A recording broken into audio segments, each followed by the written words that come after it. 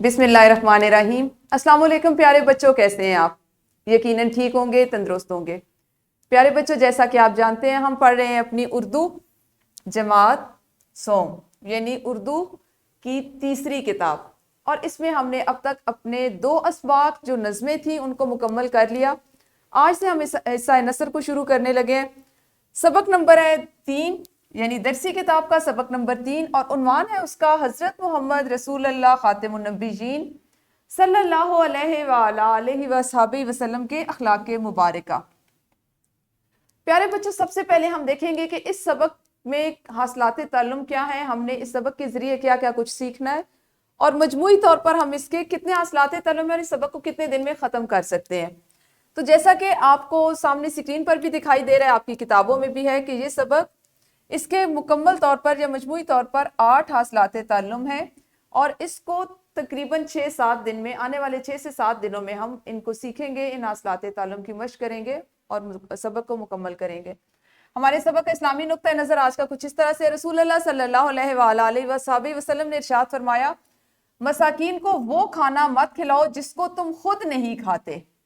یعنی اگر آپ کے پاس کوئی ایسی چیز ہے، خاص طور پر کھانے کی وہ چیز جو آپ کسی کو دینا چاہتے ہیں، اس کی مدد کرنا چاہتے ہیں، تو کوشش کریں اس کو بھی وہی دیں جو آپ خود کھاتے ہیں۔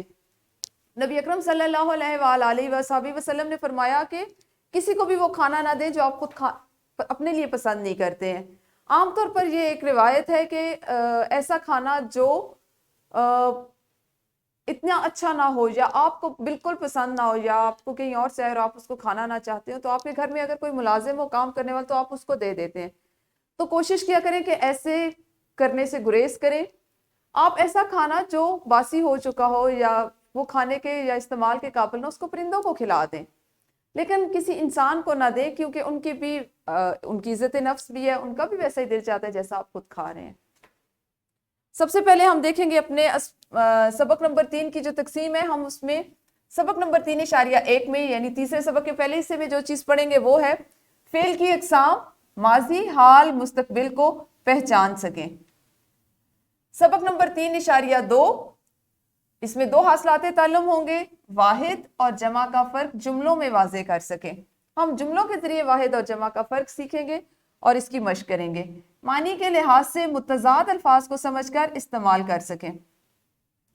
ہمارا تیسرا سبق یعنی سبق نمبر 3.3، اس کے حاصلات تعلم ہوں گے، اسمائی، صفاتی اور فعلی الفاظ کو اپنی تحریر میں درست طور پر استعمال کر سکیں۔ یہ ایک نئی چیز ہے جس کو آپ سیکھیں گے اپنے سبق میں، اور اس کو تحریر میں استعمال کرنا بھی سیکھیں گے۔ سبق نمبر 3.4، 1 منٹ میں کم از کم 60 کثیر الاستعمال، یعنی وہ الفاظ جو بہت زیادہ استعمال ہوتے ہیں ان کو درست طریقے سے پڑھ سکیں۔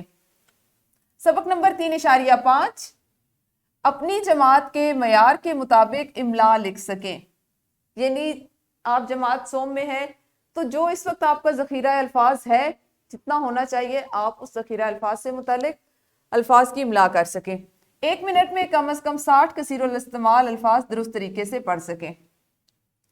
سبق نمبر 3.6، یعنی تیسرے سبق کا چھٹا حصہ، توجہ سے سن کر اپنے رد عمل، خیالات کا اظہار درست تلفظ اور لب و لہجے میں کر سکیں۔ اور ہمارا سبق نمبر 3.7 ہوگا، لائبریری میں اپنی پسند کی کتابیں منتخب کر سکیں۔